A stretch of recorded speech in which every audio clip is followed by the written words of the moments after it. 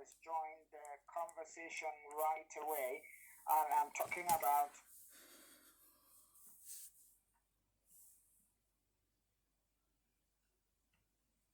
we have joining us virtually now Coach Adeyemi Anthony, called Coach AAA. He is based in Switzerland. Good evening to you and thank you for joining us. Greeting to you, Mr. Wisdom, and greeting to everyone in the studio, and greeting to all patriotic Nigerian and Super Falcons fans. Let's get our discussion underway, Coach Adeyemi, without further ado.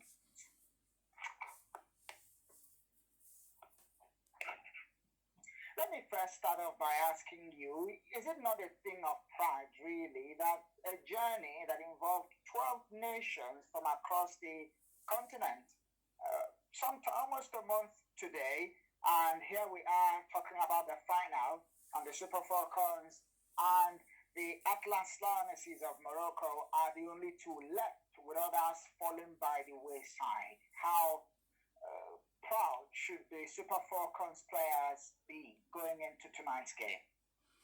First and foremost, let's give kudos to the ladies. Congratulations to them. But I think I never believed that we Nigerians, patriotic Nigerians, lovers of football, female football, it should not be a surprise that the Super Falcon is in the final, because every year we are always the favorite. So, and when we talk about football, female football in Africa, in the continent of Africa, the Super Falcon, Nigerian female footballers, I think they are the best when in every category when it comes to under 20, under 17, and Super Falcon. So for them now getting to the final is not a surprise. It's not something new, but what we are expecting is for them to do what they know how to do best, by bringing the trophy back home. All right, let's look at this particular high stakes game.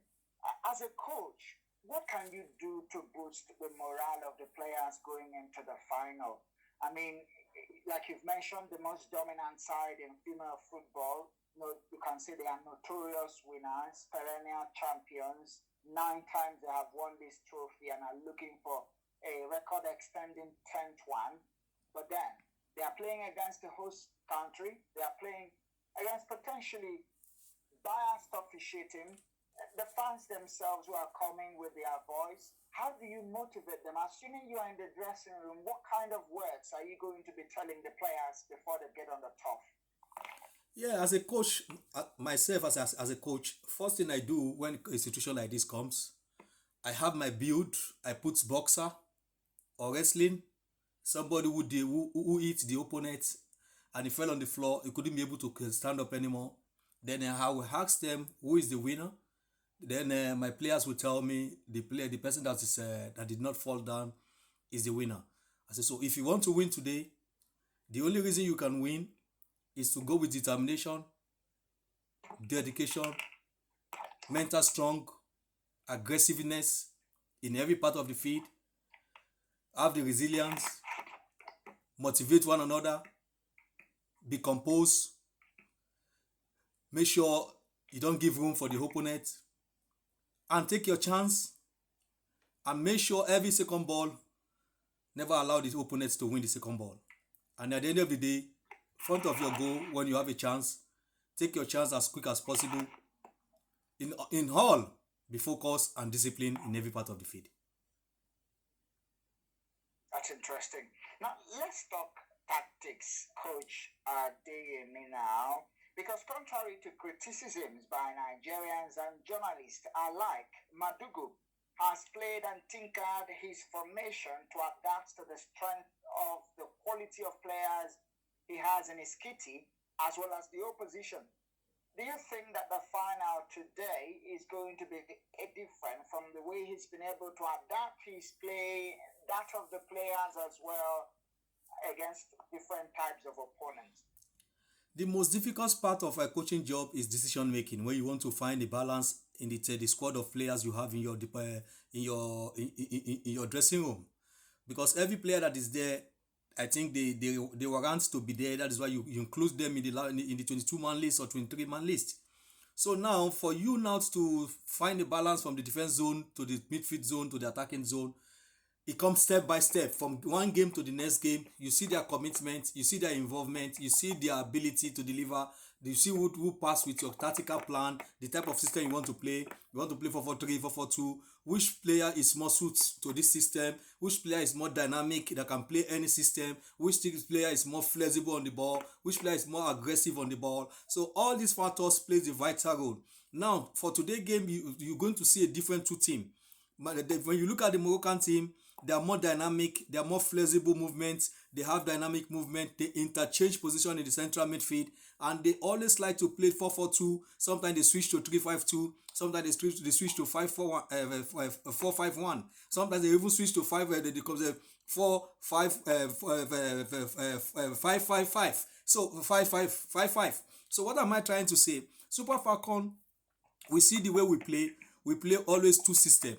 The first system we play is 4-4-3, that is 4-2-3-1. So when we lose the ball, we try to compact little bit, we switch to 4-4-1-1. So I think the advantage the Super Falcon has over this team is about the physicality, the strength, the pace, ability for the wingers like Rashida Ajibade to maneuver his way one-on-one situation, the resilience, no tiredness for 90 minutes, and the whole team in generally the defense zone, they understand themselves, they are more compact. The midfield zone, they are more compact with the central two defensive midfield. They understand themselves, they are workaholic, they work for 90 minutes. I think this is the advantage the Super Falcon is going to have over the Moroccan ladies. But the problem, we have to just be careful, because the Moroccans their strength is in their attacking midfield, and they are in their midfield and their attack zone. Their defense zone is not so compact enough. So we just hope that today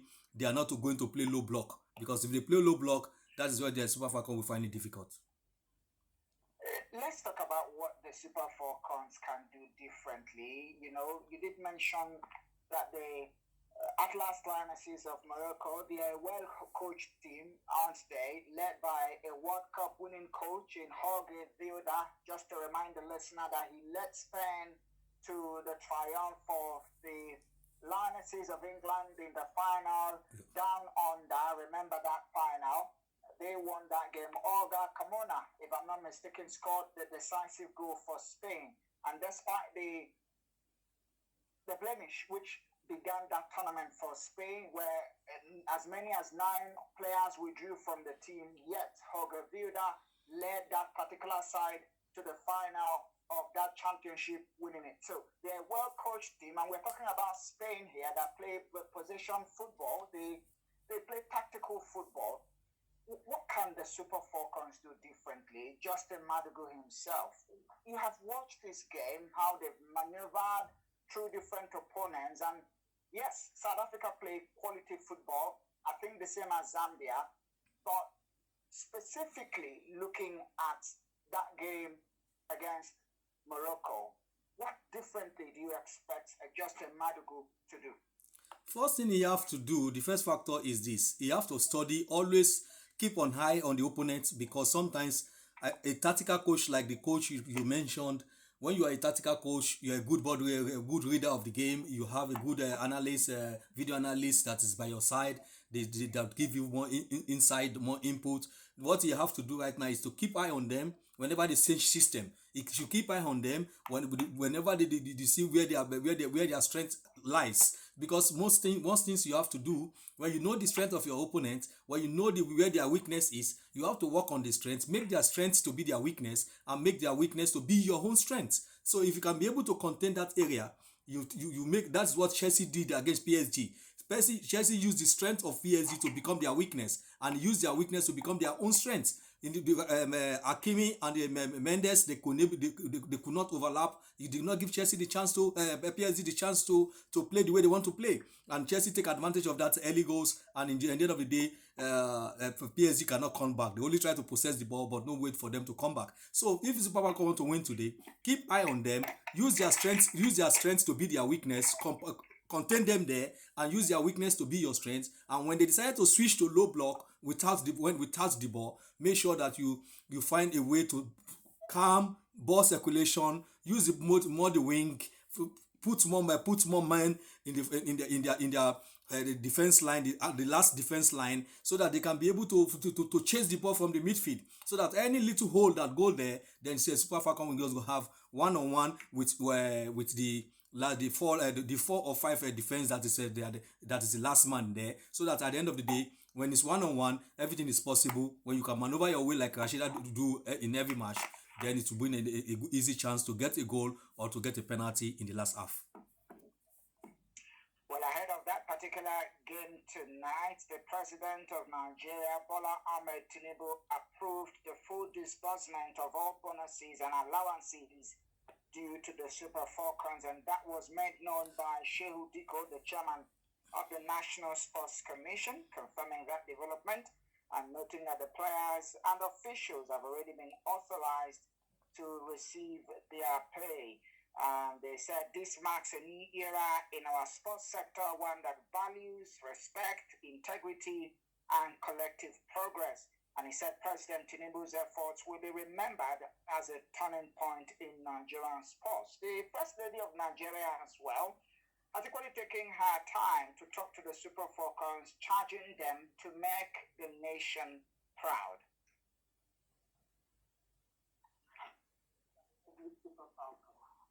I congratulate you and the officials on the qualification for the finals of the Women's African Cup of Nations. I commend your team spirit, determination, and professionalism demonstrated in all your matches so far. You are shining examples to young girls in Nigeria and Africa. As you step out for the final match, I pray God crowns your efforts with resounding victory. Make us proud as our worthy ambassadors and champions. Nigeria and I are waiting to receive you with the trophy in hand. God bless you all. God bless the Federal Republic of Nigeria.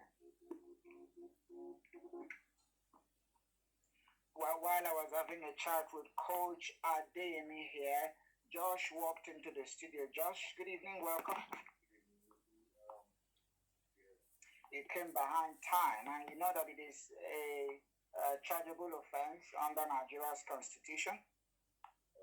Okay, let me get the guys involved quickly. Before I get to hear from the both of you on something very crucial going into that game tonight. Christy Uchibe was speaking. Let's remind ourselves what happened last time when we played Morocco. There were laser lights used in the stadium pointing towards the players, especially during that penalty kick. We know that two players were sent off, the likes of Halimatu Ayinde and Captain Rashida Tajiba. They both were sent off in that third place playoff against Morocco. Semi-final game against Morocco, yeah? And they played the rest of the minutes with 9 men. It went to penalties with a spirited performance from them. And during penalties, laser lights came from all over the stadium, pointing at the players each time they stood to take their spot kick. She was actually asked that question, the Isukweto-born Christy Uchibe, ahead of the game, and she said that she doesn't care, they don't care, they should bring Bob, they should bring Bob to the stadium. Let's hear from her.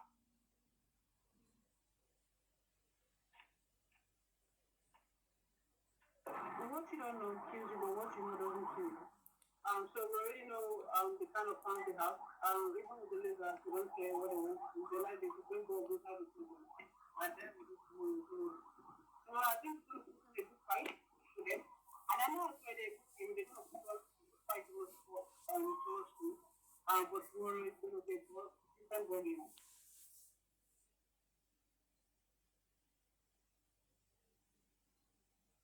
She was equally asked, what is the driving force? What makes the team tick? She said it was down to team spirit and the collective resilience. Individually, we have shown it collectively as a team, as a group. We Nigerians, we are tough mentally. So in any situation we find ourselves, we always ready to go for it. I think the most thing that brought us together is we love each other, and we always talk to ourselves to motivate ourselves. Let me come to Josh first before I conclude with Coach AAA. Now, they are not just playing against Morocco, they are playing against the 12th man, they are playing against potentially bad officiating if the referee, decides to go either ways. So we're looking at 12, 13 men here. How can they compose themselves in such a high-stake encounter? First of all, I have to commend the Super Falcons for beating, South African ladies and making this game. It was a very good one for the ladies. The Mission X, keeping the hopes alive. Very good feeling for everybody involved, the girls, the whole nation. So the final tomorrow, it's going to be a very big game, obviously. Tonight? Yeah, of course, tonight, because this is the Mission X, our much desired 10th title that we've been seeking since we last won it in 2018. So unfortunately, losing out to the semi-final and still losing out to third place, last time out. But this is redemption. This is another chance for the ladies to get back which was lost, unfairly too, I must say, because the last time, we faced Morocco, there were some kind of controversial decisions given against us. If I must know, the red card involved. Not sure if, most people would have agreed with the decision there, but, I thought that was unfair to us. But now this is another chance for the ladies to, redeem themselves, to prove themselves, bring some sort of glory and honor to the Super Falcons name and also to the nation as a whole, and in general to women's football, stamping their authority as the number one team, the number one nation in terms of the ladies football in Africa. So also I must point out the officiating or the officiators involved. I saw a Zambian there. I don't know if that should be a cause of concern, but I looked closely. I was looking out to see if I'd see any South African, official there. And thank goodness there was no South African official there. So I should hope that there shouldn't be any some sort of, bad officiating involved. Because this is also another chance for the referees to prove themselves that they are as good as they've been, throughout this tournament. And it's also good for them in the fact that when it comes to major tournaments outside the continent, they could get picked up. So if they can get this final handled properly, then it's be a good one for their career. But once again, this is a big game for the Super Falcons. So I am rooting for them to get the win. Undoubtedly, Morocco, they will pose a threat, obviously, because of the fact that they are the North African, giants. But that shouldn't be a barrier for our ladies to go out and get the win. So that should be it for Super Falcons. Let me come back to you, Coach AAF. Finally, you are a coach, and I did mention officiating. I did talk about the laser lights that fans bring to the stadium because of their enthusiasm and their patriotic nature, and whatsoever you can do to disrupt the rhythm of the opponent, bring it to the table. That could be their antics now. In this kind of circumstance, how do you expect such a team to concentrate? Because you need to be laser focused on every phase of the game. First and foremost, don't see yourself as the away team. See yourself as the home team. Take dominion of the play. Isn't that difficult? Because the fans are all over the place. They are chanting Morocco. With your ball possession, with your dictation, when you dictate the pace of the game, with your ability to score as quick as possible, your ability to defend in a clean sheet without having a wrong contact in the penalty box, and the ability to go for high pressing, give them no room to come to your zone. All what they can do to come to your zone is long ball, just like the way Chelsea did to PSG. PSG was the favorite. Everybody is seeing PSG more than Chelsea. But at the end of the day, your game plan determine what is going to happen. We have seen so many times Nigerian plays in Lagos. When opponents will come to Lagos, we have a lot of crowd. We have a lot of supporters club chanting and singing in the praise of our players. When the opponents take control of the game, when the other opponents score before you, when the other opponents show you that they are superior ahead of you, you see our fans, they will change the music. So goes to other fans in other country. When you dominate the team, when you put the first goal, put the second goal, you will see that they will walk away from the stadium. They will lose the motivation to sing. They will lose the courage to continue to back up their players. So all what is important is deal with them the way you deal with the Zambians. Score the first 3 goals in the first half. You'll see that the music will change. Your prediction before I let you go. Prediction tonight? For me, I'm too confident because I see it clearly. The Super Falcons is going to win the Moroccans. If one goal margin, 2-1, 3-2, or 1-0. But when it's got to penalty, it's going to be one goal margin. Just like that's what I saw. 1 goal margin. Josh. Yeah, I've shared the same. Opinion. It's going to be a close one. So I'll just give it a 1 goal margin. 1-2-1, 3-2. Okay, so there's a consensus in the studio. Let me sincerely appreciate you, Swiss-based Nigeria coach Adedeji Adeyemi Anthony, popularly known as Coach AAA. Thank you for availing us the opportunity to see through your lens as a coach. Thank you so much, Mr. Wisdom, for having me, and thanks you for Mr. George as just came. Thank you for your studio. I appreciate you bringing me on air once whenever Nigeria have a match, and the trust you have for me. May God continue to strengthen us and make us to get our desired heights in life. Amen. Thank you. You're welcome. I appreciate it. You're welcome.